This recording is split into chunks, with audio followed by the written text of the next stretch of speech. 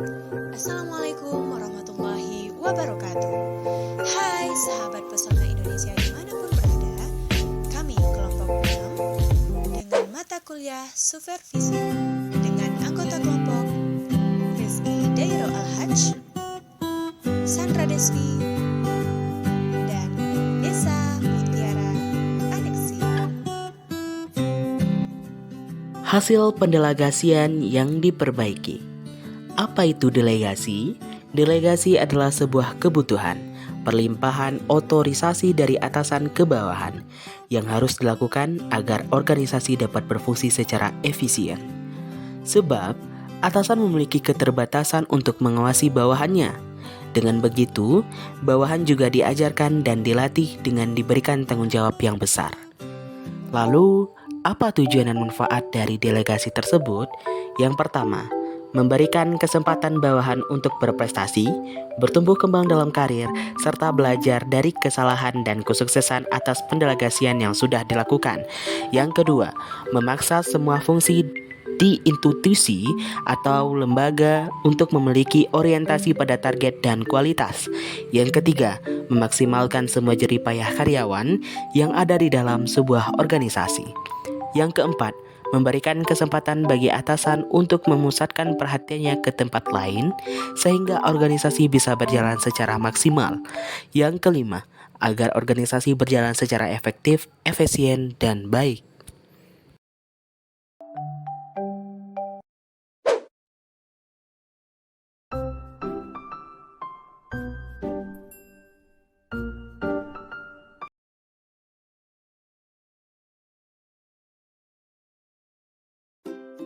Keterampilan dalam mendelegasi. Mulailah pendelegasian tugas-tugas kecil ke tugas-tugas besar untuk meningkatkan kompetensi karyawan secara bertahap. Selanjutnya, pilih orang yang sesuai dengan kriteria. Seperti yang sudah dibahas sebelumnya, delegasi adalah sebuah keputusan yang cukup riskan. Oleh karena itu, kita harus benar-benar tepat untuk menunjuk siapa delegasi yang cocok akan tugas tertentu. Tidak hanya itu, kita juga mempertimbangkan matang-matang kepada siapa tugas tersebut akan didelegasikan. Caranya, kita cukup mengamati kekuatan, kelemahan, dan keterampilan calon yang hendak dijadikan delegasi. Nah, dari pengamatan tersebut, barulah kita menentukan siapa yang cocok untuk didelegasikan. Jangan lupa untuk berpikir beberapa kali sebelum memutuskan. Nah, tidak hanya itu, adapun keterampilan dalam mendelegasi. Sesuai dengan minat dan bakat, salah satu hal yang bisa menjadi perhitungan dalam mendelegasikan sebuah tugas adalah dengan mempertimbangkan minat dan bakat semua karyawan. Hal ini tentunya akan memberikan keuntungan kepada perusahaan di kemudian hari, sebab karyawan tersebut semakin tahu bagaimana mereka bisa mengimplementasikan minat dan bakatnya di dalam lingkungan kerja. Selanjutnya, berikan instruksi dengan jelas. Ini juga menjadi poin penting yang benar-benar harus diperhatikan. Memberikan instruksi yang jelas merupakan kunci utama dalam mendelegasikan sesuatu. Jika salah sedikit, kita hanya akan menuai kegagalan dalam proses delegasi ini.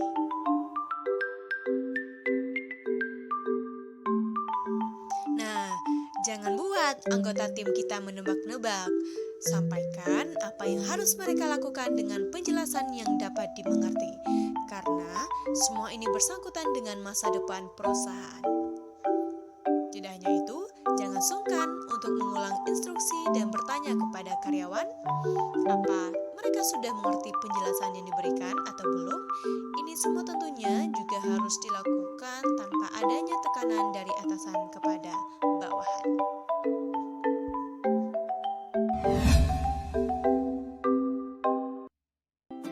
Metode mendelegasi. Metode mendelegasi. 1. Pahami apa yang ingin didelegasikan dan mengapa. Memahami dan memastikan hal-hal yang ingin kamu delegasikan terlebih dahulu. Fokus kepada hal-hal yang kamu rasa tidak kompeten dan tidak percaya diri. Atau hal-hal yang merupakan tugas berulang yang dapat dilakukan oleh orang lain di tim kamu.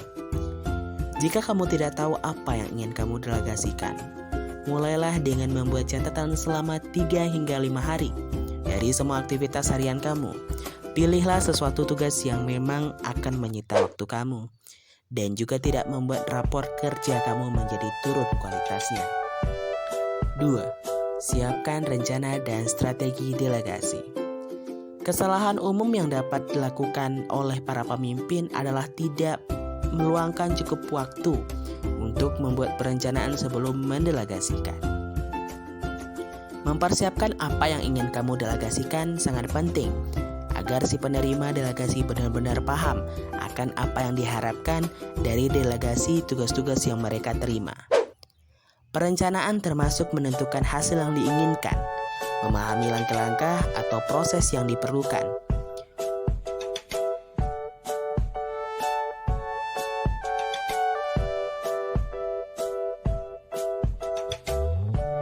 Pendelegasian sebagai metode pelatihan yang efektif.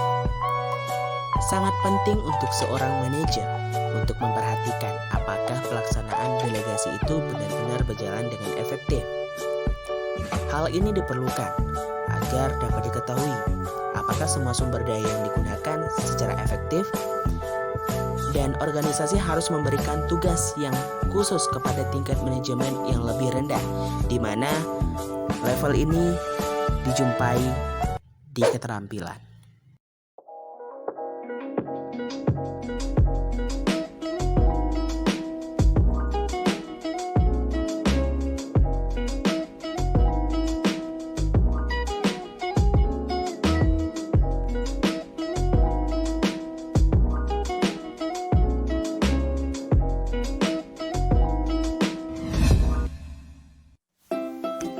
Sahabat Pesona Indonesia, selanjutnya kita ada materi SWOT Analysis.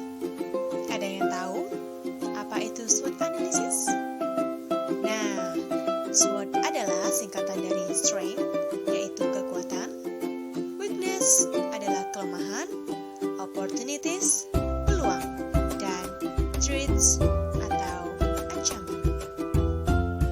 Analisis SWOT mengatur kekuatan, kelemahan, peluang, dan ancaman utama Anda ke dalam daftar yang terorganisir dan biasanya disajikan dalam bilah kisi-kisi yang lebih sederhana.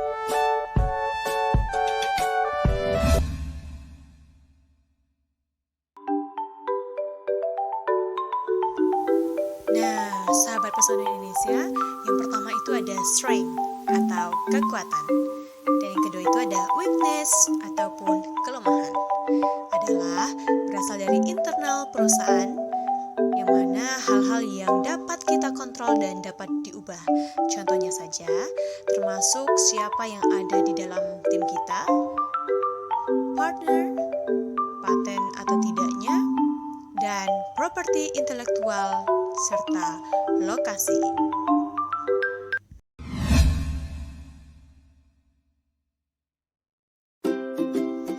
Nah, selanjutnya ada opportunities ataupun peluang, dan threats ataupun ancaman.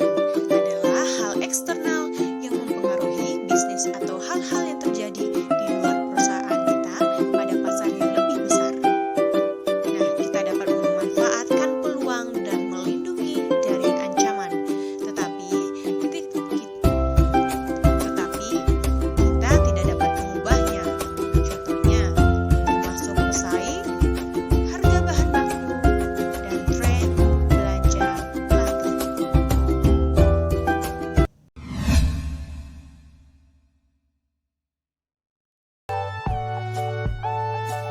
Pastinya sahabat Pesona Indonesia ingin tahu nih, siapa yang harus melakukan analisis SWOT? Benar tidak? Agar analisis SWOT efektif, pendiri ataupun pemimpin perusahaan perlu terlibat secara mendalam. Ini bukan tugas yang bisa didelegasikan kepada orang lain, tetapi pemimpin perusahaan perusahaan juga tidak boleh melakukan pekerjaannya sendiri. Untuk hasil terbaik, kumpulkan sekelompok orang yang memiliki perspektif berbeda tentang perusahaan. Pilih orang yang dapat mewakili berbagai aspek perusahaan kita.